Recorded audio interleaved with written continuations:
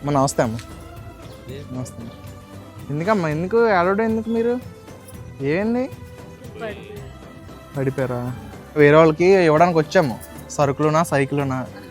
మీకోసం చెప్పారనమాట ఈవిడ పాపం. కొద్దిగా ఇలా ఉంది. అచ్చే మీరు దాన్న మీరు ఎందుకు ఏడుస్తున్నారు మీరు? అచ్చే ఎందుకు అలాగా అమ్మా? ఏమలాగా ఏంటి ఏందేమంటే సరుకులు తీసుకొస్తాను మీకు, ఆడవకండి అలాగా ఎందుకలా. మరి మేము వస్తాంలేండి అలాగేనా? ఒక 2 రోజుల్లో ఏదో మీకు సరుకులు అవి తీసుకొస్తాం ఇంట్లోకి, అలాగేనా? సరే అమ్మా. అమ్మా అచ్చచ్చ మా అమ్మ అది కాదు, మాకు ఆశీర్వదించాలి మీరు. ఇంకా మీరు ఆశీర్వదించాలి, మీరు అలాగా ఇచ్చేయకూడదు, దండం పెట్టకూడదు.